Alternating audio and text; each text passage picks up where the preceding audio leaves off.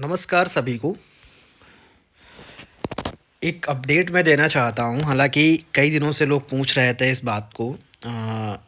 मुद्दा ये है कि ईएमआरएस ने जब अपने फॉर्म ओपन किए थे, एप्लीकेशन फॉर्म, तो उस समय हुआ क्या था कि इन्होंने जब नोटिफिकेशन इशू किया था तो उसमें एक फॉर्म सबमिशन की लास्ट डेट दी थी, तो वो इनकी कट ऑफ डेट थी। कट ऑफ डेट का मतलब उस डेट तक सारी क्वालिफिकेशंस होनी चाहिए थी।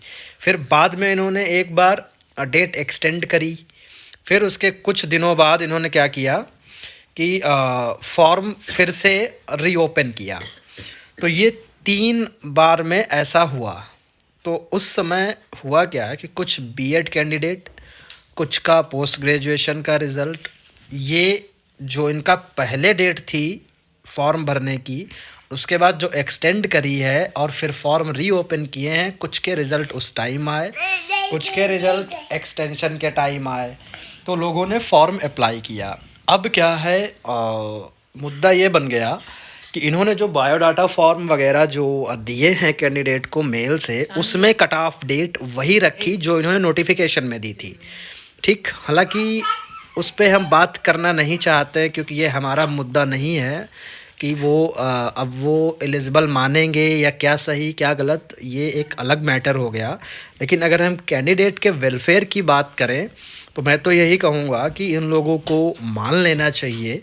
मान लो फॉर्म तो अप्लाई कर ही दिया है उन्होंने, तो ऐसे ही बात पे कंसीडर कर लेना चाहिए और नौकरी दे देनी चाहिए। लेकिन अब है क्या, तो उस चीज़ पे थोड़ा सा हम बात करते हैं। जैसे कि यहाँ पर एक स्क्रीनशॉट में आप लोगों को दिख रहा होगा, एक कैंडिडेट है जिसका भी ये डीवी था। तो उन्होंने ऊपर लिख रखा है BEd integrated course certificate has issued on 4/10/2023। हालांकि इन्होंने सर्टिफिकेट लिख दिया है, लेकिन ये सर्टिफिकेट नहीं, ये इनका रिज़ल्ट की बात है, क्योंकि मेरी इस कैंडिडेट से बात हुई थी, इसने मुझे शेयर किया था कि सर ऐसा ऐसा आया था। तो इन्होंने बीएड सर्टिफिकेट, तो यहाँ पे डिग्री सर्टिफिकेट से मत लें, क्योंकि यहाँ पे एक मुद्दा ये भी है कि कुछ लोग कह रहे हैं कि रिज़ल्ट मेरा पहले आ गया था बट हमने डिग्री अभी अप्लाई की तो डिग्री पे अभी की डेट पड़ी है। तो डिग्री से कोई मतलब नहीं होता। डिग्री आपने कब ली, 4 साल बाद ली, 5 साल बाद ली, उस पर क्या डेट पड़ी, वो एक अलग मैटर है। देखा जाता है कि रिज़ल्ट आपका कब आया है। तो यहाँ पर इन्होंने लिख दिया बीएड सर्टिफिकेट, तो बीएड सर्टिफिकेट को यहाँ पे बीएड मार्कशीट मतलब रिज़ल्ट लिखना चाहिए इनको, जो इनका 4/10 को आया था। अब इन्होंने लिखा क्या है, इस लेटर का मतलब क्या है, यहाँ पे लिखा है इन्होंने qualified as on the extended date. जो डेट ईएमआरएस ने एक्सटेंड करी थी तब इनका रिज़ल्ट आया था। तो वही लिखा है, इन्होंने जो डिग्री बीएड की है या बीएड जो कोर्स है, इन्होंने क्वालिफाई किया as on the extended date of filling of application. मतलब जो एप्लीकेशन फॉर्म की जो एक्सटेंडेड डेट थी फॉर्म फिलिंग की, तब इनका ये क्वालिफाई हुआ है। फिर आगे इन्होंने लिखा है pending for consideration on NESTS authorities. अब इन पे ये लिख दिया कि इनका जो केस है वो पेंडिंग डाल दिया गया है, किसके पास, NESTS के पास। NESTS डिसाइड करेगा कि ऐसे लोगों के साथ क्या करना है। अब यहाँ पे 2 चीज़ें हैं, देखो चीज़ें क्या है कि डीवी सभी का हो रहा है, सभी लोग जा रहे हैं, सभी के डॉक्यूमेंट देखे जा रहे हैं, सभी का बायोडाटा वहाँ पे लिया जा रहा है, लेकिन उसमें ये रिमार्क दे दिया जा रहा है सेंटर पे। हालांकि कुछ ऐसे भी केसेस मेरे पास आए हैं, मैं उनको रिवील नहीं करूँगा, उनका मतलब स्मूथली वहाँ पे कुछ नहीं हुआ, एक्सेप्ट कर लिया गया। रिजेक्शन तो कहीं पे नहीं लिख रहे हैं। कुछ लोग बोलते हैं कि मेरा मतलब रिजेक्ट कर दिया, रिजेक्ट नहीं किया उन्होंने, वो ये रिमार्क लिख देते हैं। तो रिमार्क ये क्या है, वो सारे डॉक्यूमेंट अब जाएंगे NESTS के पास, मतलब वो इन पर रिव्यू करेगी, इनको देखेगी, फिर डिसाइड करेगी क्या करना है। ठीक है, ये थोड़ा सा मैटर है यहाँ पर।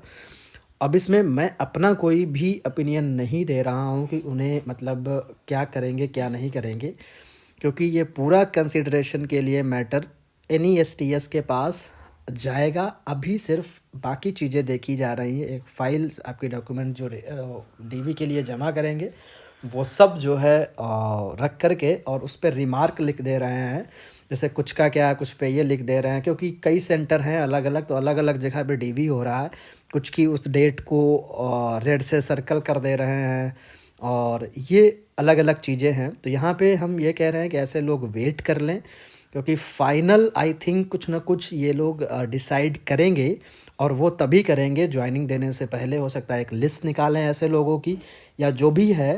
तो फाइनल डिसीजन NESTS का होगा, ऐसे लोगों का जिनका जो जो इन्होंने कट ऑफ जो बायोडाटा में लिखी उसकी मैं बात कर रहा हूँ, उसके बाद रिज़ल्ट आया है। बायोडाटा की जो कट ऑफ डेट है उसके बाद जिनका रिज़ल्ट आया है, उस केसेस में ये रिमार्क दे रहे हैं, किसी का रेड सर्कल कर रहे हैं। तो इस तरीके से मतलब रिजेक्शन नहीं है ये, मतलब उनको जैसे कि कई बार क्या होता है, उनको सीधे उनका कुछ लेते ही नहीं, भाई आपका है आप जाइए, ऐसा नहीं कर रहे हैं। वो रख सब सारी चीज़ें ले रहे हैं, लेकिन इसको आगे फॉरवर्ड करेंगे। और लिख भी दिया NESTS के पास इस मैटर को फॉरवर्ड करेंगे, और ये पेंडिंग रहेगा, वही डिसाइड करेंगे।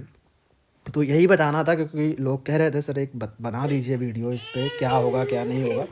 तो अभी थोड़ा सा धैर्य बनाए रखें, फाइनल क्या होता है उसके बाद डिसाइड करें। खैर मैं तो यही कहूँगा ज्वाइन करा लेना चाहिए इन लोगों को, ऐसे लोगों को ज्वाइनिंग दे देनी चाहिए, क्योंकि फॉर्म तो अप्लाई कर ही दिया था, फॉर्म अप्लाई करने तक उनके पास रिज़ल्ट था।